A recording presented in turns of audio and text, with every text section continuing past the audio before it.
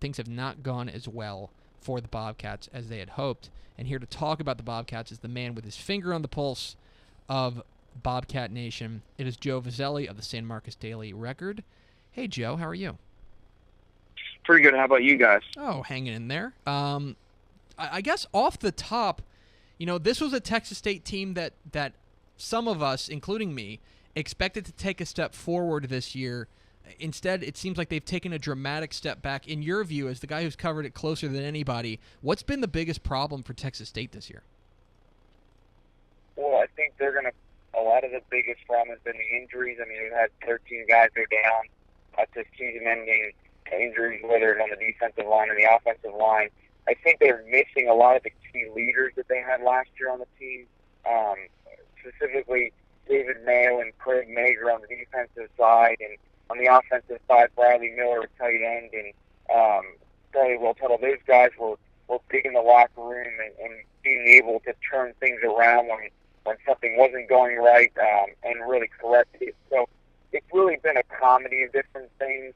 But I think largely it has been the injuries. And truthfully, also the schedule was very tough toward the beginning of the season. And as things kind of snowballed, I think it's difficult for a team that was going through a lot of struggles to kind of turn it around.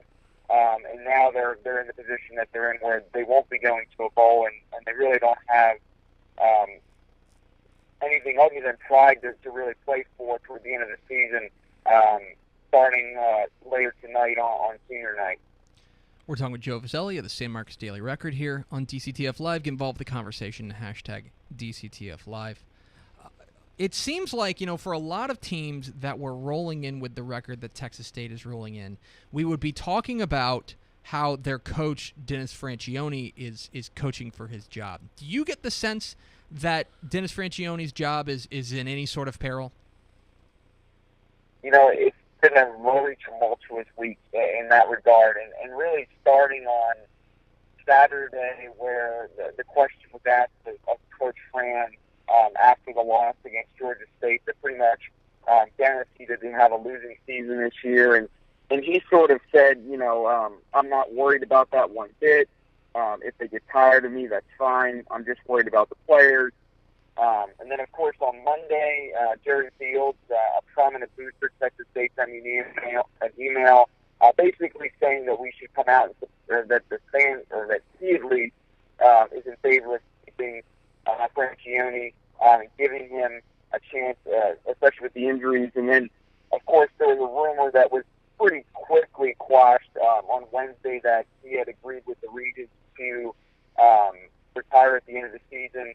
Of course, that was later refuted, and the athletic department, from the athletic department as well as different sources that I've spoken to. So I think the answer to the question, is he coaching for his job? It's kind of difficult to say. I think it's going to depend on how athletic director Larry Tice and also Denise Trout, the president of the university, how much are they going to look at what the past success that he's had last year with a 7-5 record? Are they going to look at injuries as being and this sort of being an unusual year, or are they going to say, based off of preseason expectations, that this team didn't achieve that, and maybe it's time for a change of the path? Tonight, you wrote a piece for SanMarcosRecord.com about how, even though it's been a disappointing season, they're coming home tonight for senior night to take on Louisiana Monroe. And I imagine it's going to be emotional, especially for a lot of guys who helped see this program into, the FBS ranks. Guys like Japhis Gaines, guys like David Mims. It seems like a lot of the core guys that we've been hearing about and we've been talking about for 4 years, it's hard to believe that it's coming to an end for them. Yeah, there's 27 seniors that are going to have their final game at Bobcat Stadium later tonight, and there's some huge names. I mean, you're talking about Rob Lowe, Chris Neville, who was hurt this year, but won't be back. Japhis Gaines, Adrian Ballard, their top guy on the offensive line. So a lot of their core players and it's kind of, in a lot of ways, there's 9 core players that have been with Franchione since he first took over the job in January of 2011. And one of them is, of course, Staples Gaines, who's really, I think, one of the greatest examples of one of the Bobcats who's gone through so much, whether it's starting out in the FBS days in 2000, or as an FBS transitional in 2011 and 2012, where they weren't eligible for postseason play as they transitioned to the highest level of college football, and last year where they felt like they had reached, they felt like they were going to go to a bowl game, and ultimately that didn't happen. And then, of course, this year where there were so many expectations, and yet their senior year hasn't gone the way that they would have expected it to go. And so I think it is going to be a little bit of a sad day. Last year was more of a celebration. Jack Rhodes, one of those core 9, the wide receivers, told me last year for the seniors it was a celebration of a great achievement and leaving Texas State in a better place than they found it. But for these seniors, it's very sad because ultimately they weren't able to achieve what they wanted for their senior year.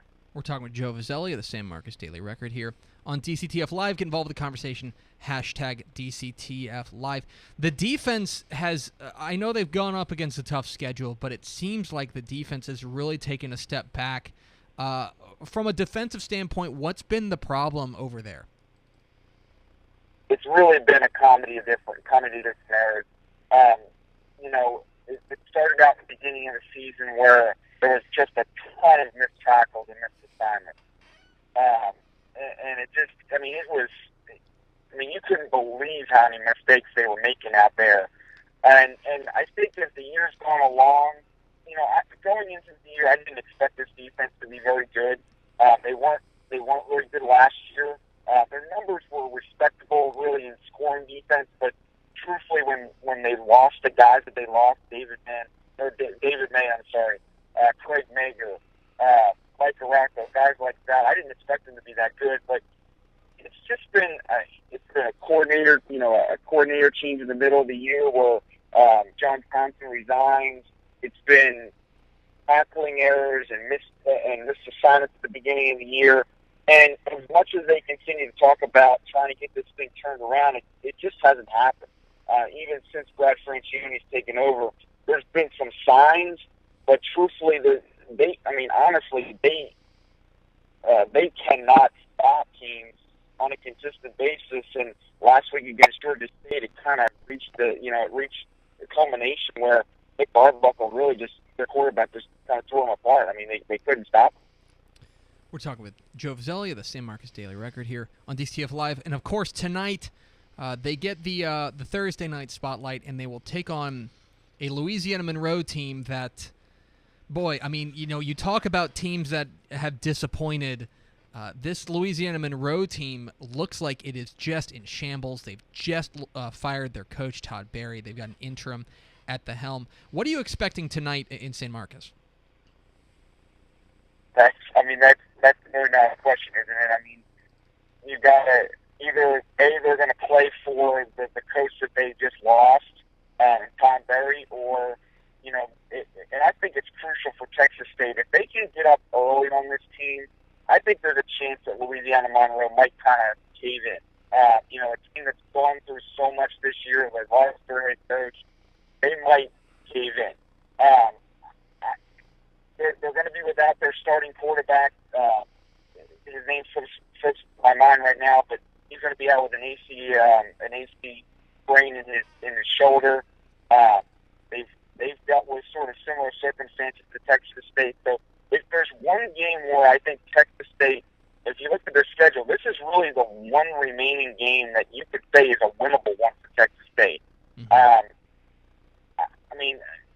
I think both teams are puzzling. It's kind of hard to say which Texas State team is going to show up. Is it going to be the team that 3 weeks ago or 4 weeks ago beat South Alabama rather soundly? Or is it going to be the team that we've seen the last 3 weeks where they really, or the last 2 or 3 weeks where they've looked kind of dismal? So it's hard to say. He is Joe Vozzelli. Check out his fine work at sanmarcusrecord.com, and follow him on Twitter at smdrjoe. Or SMDR There's Joe. no dot. There's no dot. I promise there's no dot. SMDR Joe. Joe, we appreciate you hopping on with us, pal. Absolutely. Thanks, guys.